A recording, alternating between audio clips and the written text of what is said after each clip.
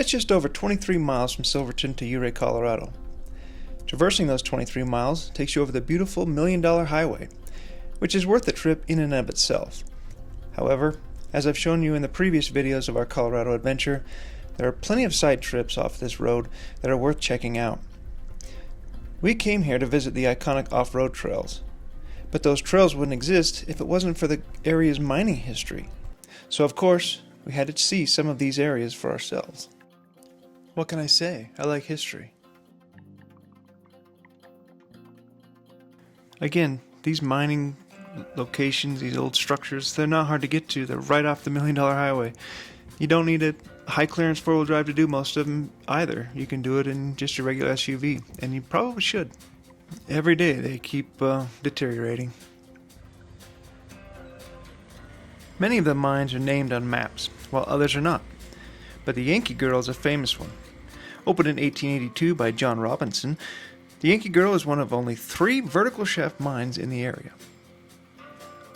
The ore that came from Yankee Girl was so pure it bypassed preliminary processing and went straight to the smelter. That's pretty cool.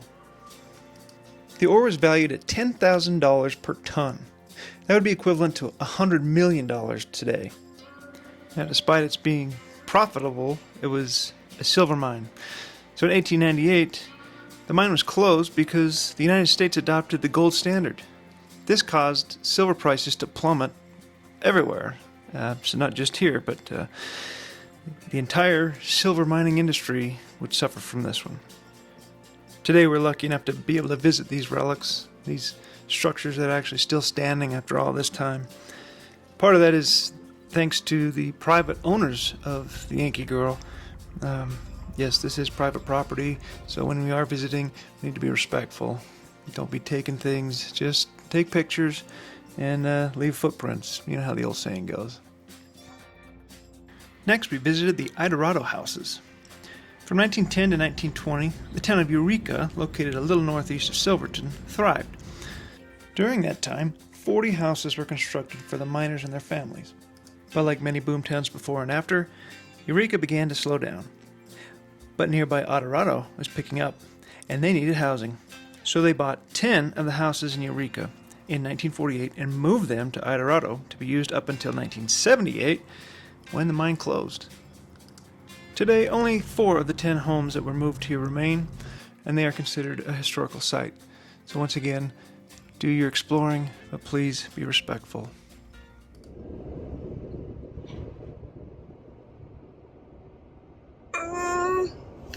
Choices are being made here. I have some great news for you guys. We're getting ready to start Poughkeepsie Gulch, and the map is saying impassable when wet, but it hasn't rained here in a while, so we're good.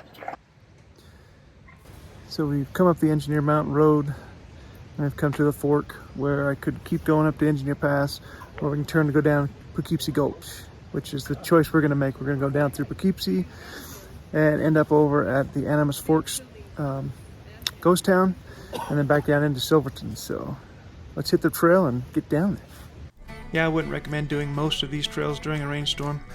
The rocks are slippery when it's dry, let alone when it's wet. But I just couldn't resist giving Poughkeepsie Gulch a try. It is the most challenging trail of the week, and it was the one that we really wanted to do. So yesterday's rain was just going to be an added challenge.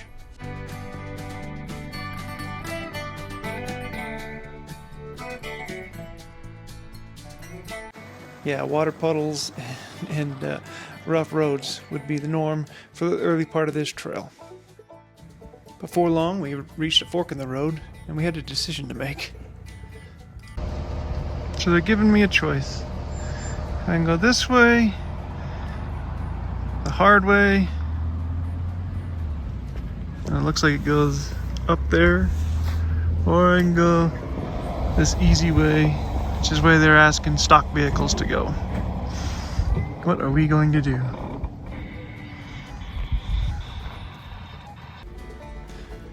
So the map shows both roads going to the same place. One just goes easier than the other. So we ended up splitting the group. 2 of us went the easy way, and 2 of us went the hard way. With the wet weather and slippery rocks, they probably made the right decision going the easy way. But it wouldn't be fun for me if I didn't go the hard way. And we did find rough roads. This is definitely a rough trail, but a very enjoyable one. It took us some time to get through it. It was a little bit technical, and traction wasn't the greatest, but there was really only one obstacle I was too nervous about, which is what they call the wall, and that one was one that I expected to give us a little bit of trouble.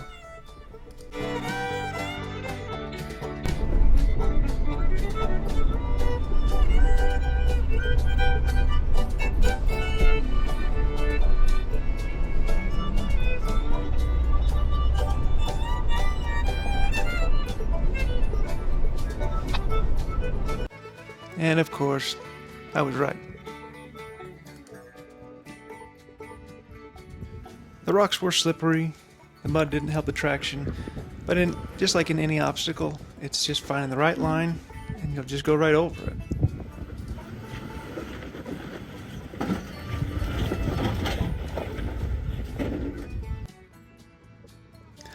And just because you find a line for one vehicle doesn't mean it's going to work for the next. And I tend to do things a little bit differently. I saw the line, I tried something different, and it didn't quite work out the first time. That's just the way it goes.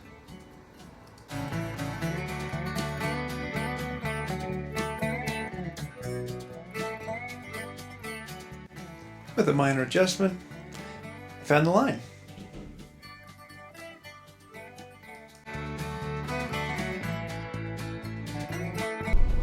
After we got past the wall, it was just a series of more slippery rocks, off-camber angles, and of course, beautiful scenery. I love getting out and exploring the backcountry and having such wonderful sights to see. Just these mountains were awesome, so it just makes it that much more fun to do. And the added challenge, like I said, this was the most challenging trail that we did all week, and it was a blast. And I kind of feel bad that the other guys didn't choose to come this way, but totally understand why. I mean, why come all this way? Maybe break something, but overall it ended up being a really great time, and we got to the top and caught up with the rest of our group.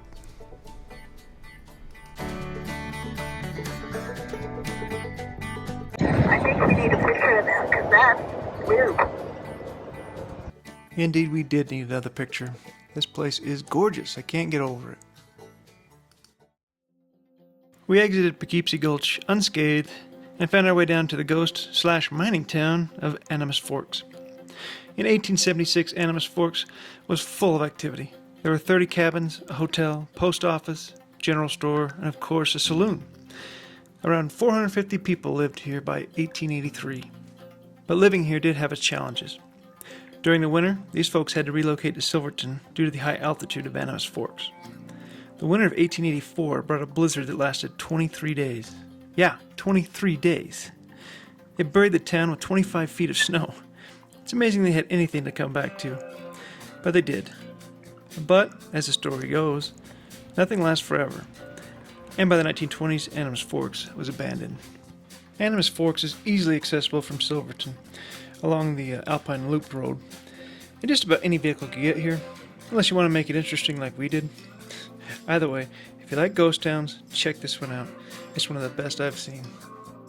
Well, that is going to do it for us in our Colorado adventure. It was a great trip. We spent an entire week there, and we were busy every single day. The things that we got to see there were awesome, from hummingbirds to the train rides to the trails, everything. There's something for everybody there. If you like history, photography, or jeeping, whatever it is, you can find it there in Ouray, Silverton area, and I highly recommend you go check it out. Thanks for watching, and we'll be back next week with some other crazy adventure. Who knows what it'll be. But thank you. Don't forget to like, subscribe, do all this stuff, and have a great, safe week.